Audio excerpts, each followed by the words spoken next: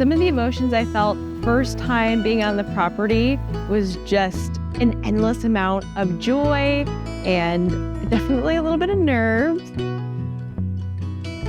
My first time visiting Marineland was actually when I came to interview and swim test for my seasonal position. So I had never been here before, and I remember thinking that the view is 10 out of 10. So where the habitats are situated, you can look at the ocean all day. But I remember walking up the ocean walk pretty slowly, just trying to take it all in and be like, wow, I'm literally gonna do what I've dreamed of doing my entire life. But Marineland has been a part of my family's history since they opened. My dad actually, and his siblings, they would come down here, and I actually have home videos from like the 60s of Marineland, just pretty awesome. We became the first facility to ever train dolphins. We were the first facility to successfully breed bottlenose dolphins. And so we were the first facility to have dolphin shows. And that's really what put Marineland on the map for a very long time. It just has so much history. It is the basis of all animal training for marine mammals. It has so much history. It started as a film studio. And then it moved into more of an educational and interaction facility to where it is today, which is really awesome. So I think it just has a lot of very special history to it. Not only do we have such incredible ambassadors for the ocean, whether it's our Atlantic bottlenose dolphins, our sharks, our aquatic life, there are endless opportunities for learning, growth, whether you work directly with the animals or not, the people you encounter every day. It's so cool that you have the opportunity to be bigger than you thought you could ever be for the world.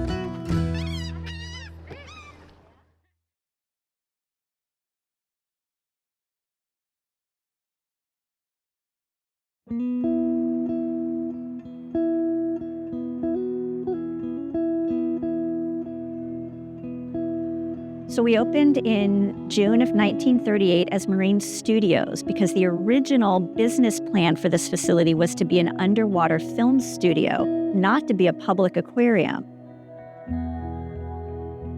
At that time in Hollywood, there was no underwater cameras, there was no scuba diving, so there was this huge void. It was really difficult to get underwater footage. And so the founders built an above ground but underwater film studio. And their tagline was "Bring the sea ashore," because they wanted to bring in ocean water, bring in ocean animals, and create a little ocean so they could film it for Hollywood movies. So the three founders were Cornelius Vanderbilt Whitney, W. Douglas Burden, and Ilya Tolstoy. And so the original plan was to build a film studio, and understandably, the original plan was to build it near Hollywood in Southern California. But because the facility was going to have to be built right on the coast so that they could pull in natural seawater, because nobody yet had figured out at that point how to make seawater by mixing fresh with chemicals and salts that you needed, it turned out building a structure like this on the Pacific coast with big waves and big cliffs was too difficult. So they set their sights out here because back in the day, Jacksonville and St. Augustine were pretty big in the filmmaking industry. And so they chose this location for a variety of wonderful reasons, and they built the world's first oceanarium and the world's first underwater film studio.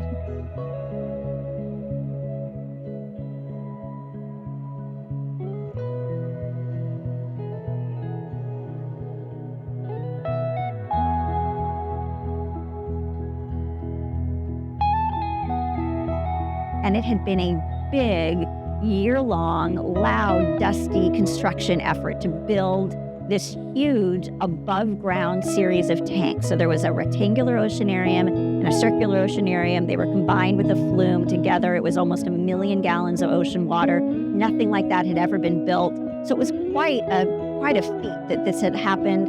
It didn't leak.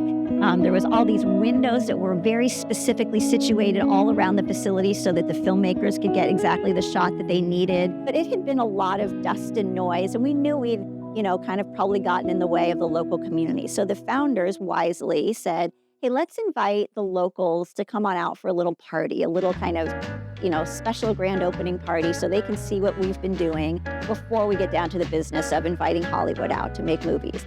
So local residents were invited, local politicians were invited, local media was invited. Several hundred of these invitations went out. They hoped that some people might show up. And on the day of the grand opening, 30,000 people tried to get in. 20,000 actually made it in the doors. The other 10,000 never got out of the traffic jam that went up and down A1A. People were just abandoning their cars and walking in. And as many grand openings happened, when it was time to have this event, the founders didn't really think they were totally ready. You know, they had this image of the water would look like this and they would have this many animals and the window clarity would be like this. And of course, it's never exactly what you want. So the founders all hid in their office because they didn't want to hear the grumbling of the public that came to show up. But the workers were all out there hearing the public be awestruck and amazed at the beauty of these animals that they had never gotten to see this close up. And finally, some of the employees went into the founders' offices and said, you guys have got to come out here and listen to what people are saying. And so they did. And what they heard was such unbridled enthusiasm for this opportunity to see these animals. It was really on that very first day that they sort of changed their business model from we're going to be a film studio that occasionally welcomes tourists to we're going to be an educational tourist attraction that occasionally makes movies. And that was the beginning. But it turned out that for this local community, what they wanted more than a cool facility where movies could be made was a place where they could connect with marine life. And this was an opportunity for this community to fall in love with the oceans and with marine life. And so that sort of began a beautiful story that brings us to where we are today.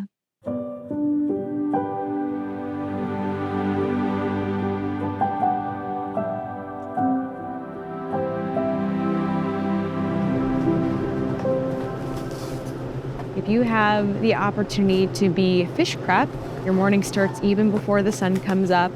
Fish prep is our chance to not only sort through already deemed restaurant quality fish, but to make sure it's dolphin safe.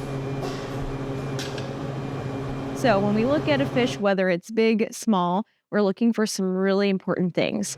All eyes should be accounted for. The body should be really healthy. It should feel nice and soft versus gritty or leathery. We're also looking for any signs of abnormalities. As long as it looks like something you and I would eat, it'll go to our dolphins.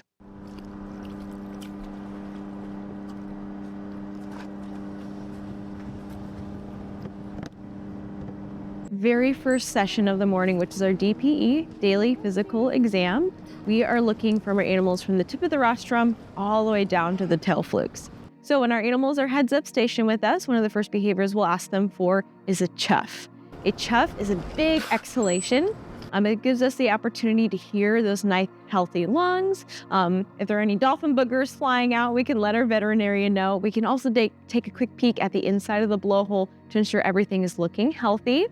Blowhole looks good. Your eyes, you can ask the animal for different positions of their body to get a close-up look of the eye. We're looking for, again, same thing, any abnormalities, whether it's clouding or if they may seem sensitive. Those are all going to be signs that our veterinarian's going to be aware of. Moving on to the mouth, they have so many teeth. We want to make sure that not only the teeth are looking healthy, their gums, their tongue, along with the rest of their body, you're going to be noticing different markings along their body. Dolphins utilize their teeth to communicate with each other. Whether it's, hey, I like you, let's swim, or hey, you can't sit with us, you're not allowed to swim with me. They're incredibly social creatures. So not only will rake marks be a sign of normal as well as encouraged social behavior, They use their teeth to communicate throughout their day for a multitude of things, but we still like to keep a track of that to make sure none of them get too extreme. And if they do, we talk about social changes for them to make sure that every dolphin is in the best possible social structure that we can give them. So checking out their body, gauging those rake marks all the way down is going to be a thorough DPE. So a lot of the behaviors that we train here at Marineland do stem from some sort of natural behavior that they could offer out in the ocean. Now, a lot of them are also behaviors that we train for their health care. So that is our utmost priority for our animals, is to make sure they're staying nice and healthy. So one behavior that our animals are trained to do is a voluntary hydration. Just like every mammal, hydration is super important, and I'm sure it is not something that has gone unnoticed by most people. You hear about, drink enough water during the day, drink enough water during the day, make sure you have electrolytes, make sure that you're staying hydrated. These guys are the same way. So dehydration is something we want to completely avoid. We can do it in a very simple way. They don't have to be sipping water all day. Their throats are constructed so they don't have a gag reflex like you and I do. So we can insert a very small tube all the way down into the first chamber of their stomach and pour filtered water in there, and their bodies will absorb it just like they would the regular way that they receive water, which is through their fish.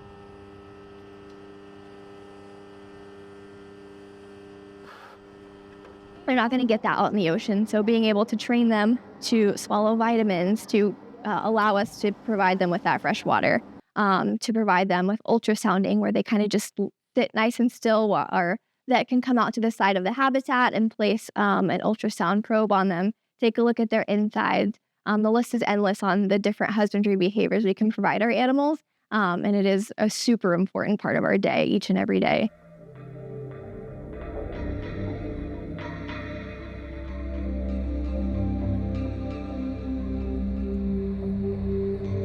Out in the ocean, sand tiger sharks are kind of struggling in terms of their population. This is partially due to their biology as well as due to things like human impact. Sand tiger sharks actually have the lowest reproductive rate out of all 500 some odd species. The females only have 1 or 2 pups every 2 to 3 years. So as it is, it already takes a long time for them to make more sharks out in the ocean, with humans being responsible for around 100 million shark deaths each year. Any species would have a hard time keeping up. So for sand tiger sharks especially, it's important that we try to help them out as much as we can. They're here as part of a reproductive research project. The goal is for scientists to get a better understanding of their reproductive behavior and biology, such that they can create a specialized species survival plan for their counterparts out in the ocean. Same kind of thing. We're trying to get as much information about these guys as possible in order to best help them out there. Typically, they're offered fish every other day, and then there are some days in which they fast. Sharks actually eat around 1.5 to 2-ish% of their body weight in fish every single week. Especially during breeding season too, they can be very picky in terms of whether or not they want to eat. And then also on top of that, they have their own preferences. Some sharks prefer certain species of fish over others. So it's all very dependent on their personality, what day it is, what time of the year it is. Again, we got Merlin. Merlin's a foodie. He loves a good snack. So it looks like we got Mr. Raggy coming up. We'll see if he takes a bite. Ooh, that was a good bite. They maintain fish populations in such an amazing way. Again, saying this with all the love in my heart, they're a bit of a lazy predator. They're not going to want to spend a ton of energy going after a really healthy fish that's going to swim away really fast when there is a much easier meal in terms of a sick, weak, or injured fish individual right there for the taking. So they're going to go after those individuals first. So they keep those fish populations nice and healthy. And then on top of that, they also maintain the fish population numbers. So a world without sharks is a world with an empty ocean, which is not one that we are hoping for or looking for in any way, shape, or form. We want those nice ecosystems out there.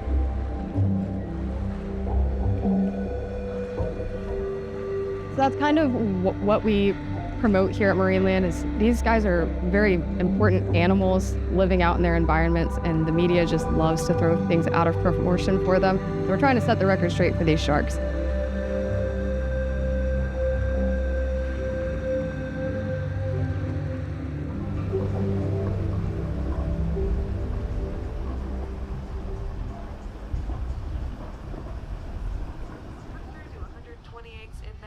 So for our purposes, we can imagine that Rocky was one of these eggs. That means that he had anywhere from 100 to 120 siblings. So Rocky in 2013 was struck by a boat 3 times in the Gulf of Mexico. He got struck twice on the shell, once on the head. One of those strikes on his shell actually nicked his lung. And the strike on his head severed his left eye optic nerve. So he is completely blind in his left eye. He is a 226-pound loggerhead sea turtle. So he's the 3rd largest species out of 7. Rocky habitat is regulated by FWC. It is fit for 1 adult loggerhead sea turtle. We are very lucky here at Marineland because all of our system water is coming straight from the ocean. So Rocky has that natural, rich ocean water. We do a variety of handlings with Rocky. We'll get him out of the water. We'll give him some updated morphometrics, weights. We'll give his shell a good scrubbing. We have our own sea turtle that'll come out and check on him. Rocky is actually pretty extraordinary. He touches the lives not only people at Marineland, but guests and other people at different facilities. Not too long ago, there was actually an injured sea turtle that the only way to save her life was through a blood transfusion. Rocky, being the eligible donor, being a healthy boy, was actually able to donate blood to this sea turtle and actually saved her life. She was released not too long ago. So Rocky, again, touches the lives of many people here at Marineland. He certainly has my whole heart. He is just a staple for sea turtle conservation. He is social. He loves to look at people. People love him. He's overall just a great, great sea turtle. New toy, new friend, like Sunny was like, I love him, please don't take him from me. So we kind of used that one. We weigh our dolphins weekly, once a week. And it's so important that we're able to gather a weight to ensure that our animals are on track or where they need to be in terms of their weight. We want to make sure our animals are healthy in every aspect. And by being able to ask our animals onto a scale allows us to see exactly where our dolphins' range should be.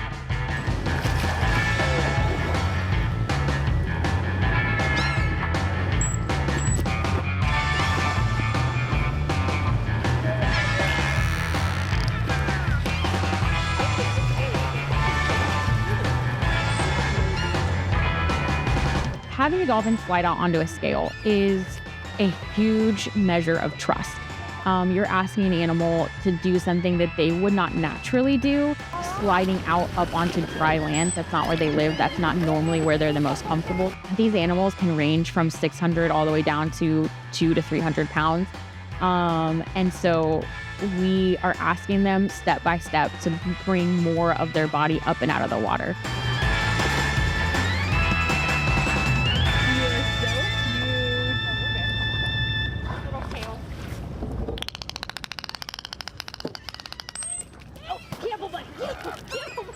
So in terms of the behaviors our animals learn and how it directly goes into healthcare, it's kind of like one big umbrella. No matter what behavior you may be training, it always goes back to the care of the animal.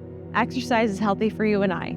I know I'm behind on going on to the gym, but it doesn't mean our dolphins have to be. So training really incredible behaviors like your high energy jumps or fast swims. Not only is it a great way to showcase their beauty, their grace, their athleticism, but it also allows them to get the heart rate pumping, the blood flowing. So exercise behaviors are really cool to train and fun for our guests to see, but it's even greater health for the animal. So all of the behaviors that we teach has some correlation to something that's going to benefit the animal in some way. So we kind of group them into like different groups of behaviors. So we have our high energy behaviors, and those are exercise. They keep their cardiovascular system healthy, their muscles healthy, all of that kind of stuff. So those are done obviously using a lot of force for the animals. They're having to propel themselves through the water at speeds of around 18 miles an hour. Or jumping up out of the water. And these are all things that they would do out in the ocean that help them catch their fish or interact with each other. So we try and maintain that level of exercise for them throughout their day-to-day life here as well. And then all the smaller behaviors are kind of grouped into interaction behaviors or what we call husbandry behavior. So the way that we care for our animals. So the simplest thing of asking a dolphin to present their back so that we can look at it is considered a husbandry behavior, because we need to be able to look at every inch of that animal to make sure that they're as healthy as possible. And if they're not, we need to be able to communicate to the vet exactly what's going on with them. Sure, you can exercise, but your brain also has to be exercised. Giving our dolphins opportunities to not only play with different enrichment, get creative in how they engage with enrichment, but also cognitive sessions where we have specific behaviors or training plans specifically targeted towards allowing the animal to use that big, beautiful brain. So a couple of our animals know and innovate behavior. I am currently working on one with a dolphin we have named Zach. So basically, we give Zach a hand signal, and to him that means offer whichever behavior you'd like. So he has a repertoire of over 100, 150, maybe even 200 behaviors. So he knows quite a bit. And sometimes I can ask him that innovate question, go ahead, do whatever behavior you'd like, and he'll offer behavior that he doesn't have in his repertoire, which is really cool because not only is he understanding, okay, I need to do a different behavior every time. So his only rule is just to not repeat the same behavior twice.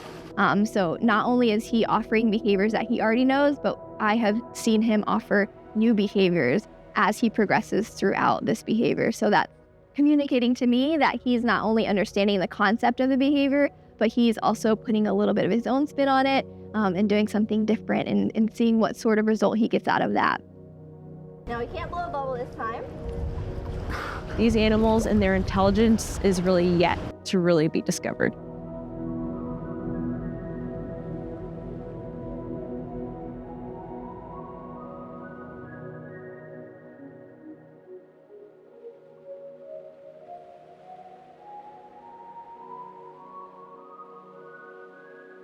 Octopuses are extremely intelligent. They have to have that constant stimulation because they'll get bored faster than other animals just due to their intelligence. I mean, they have 9 brains, 8 mini brains in each of their arms, 1 central brain. So with Delta, we like to constantly give him a challenge. So we'll put his food in a series of toys like you saw with the Mr. Potato Head where he has to find it.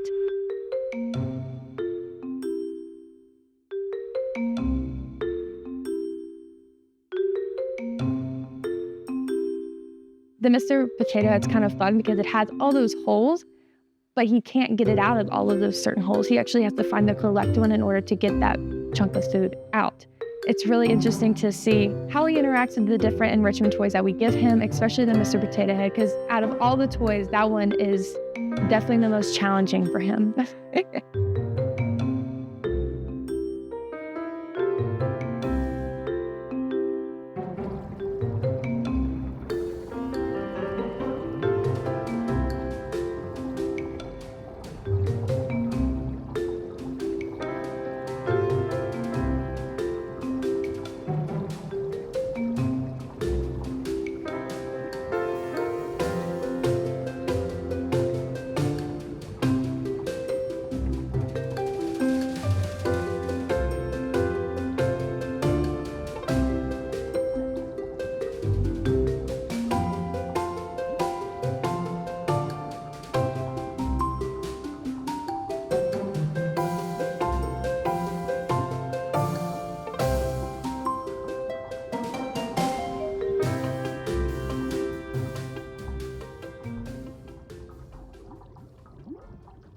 Believe it or not, there's so much you can do even just sitting at home. Refusing one piece of plastic can already make a huge difference in our ocean world. Reusable totes, reusable water bottles, using your Tupperware, just reusing what you can. And that way, more and more plastics are being thrown out into our ocean because that's what's a big part of what's killing our beautiful marine life out there. But there's a lot you can do just sitting at home, even doing some research about marine life, looking up sharks, looking up sea turtles, looking up dolphins. That's educating yourself about our marine life is also a huge part because then you can teach others about how you've learned and how they can learn and they can be a part of the change that our ocean needs. I love when the guests lead with, I have a stupid question, because I'm ready. What do you think your stupid question is? Let me hear it. And it's usually not a stupid question. It's just something that they don't know. Again, my favorite part is being able to not only answer that question, but usually I can take it a step further and give them more information than they even knew there kind of was to answer the question. And there's usually a moment in that moment when you can tell they're like, oh, whoa, that's my favorite part, which is pretty cool. Because that's, I think, the part they're going to go home and take and teach somebody else.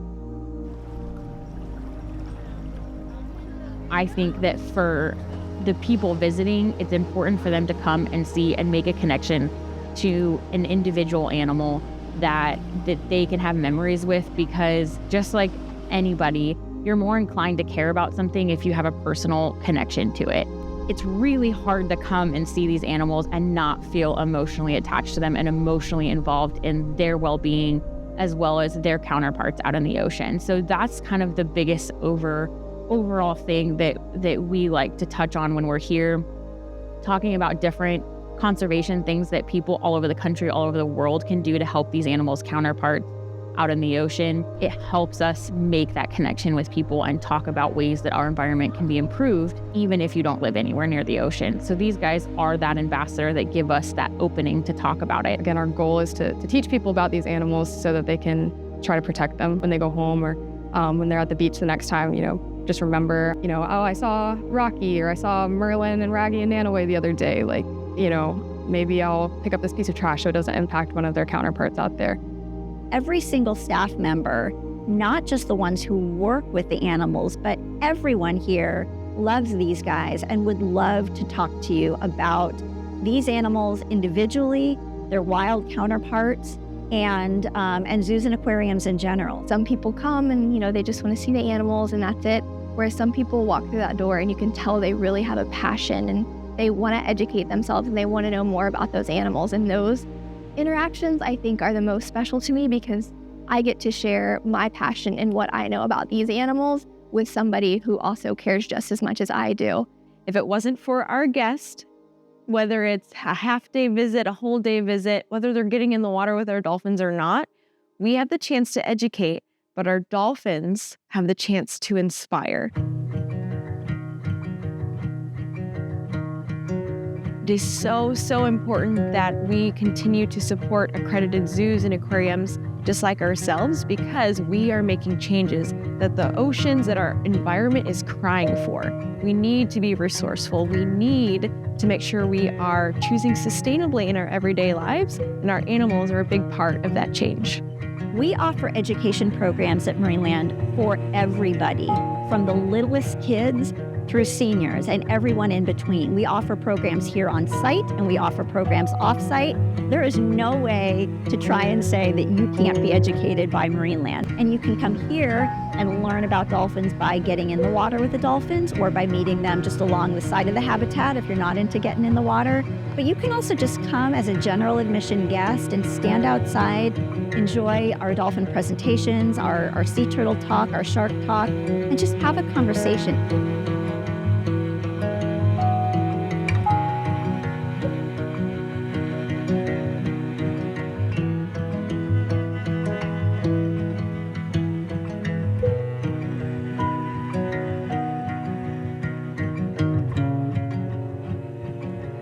Education here can happen anywhere, anytime, and with anyone. And whoever you are, we want to talk to you. We want to learn with you.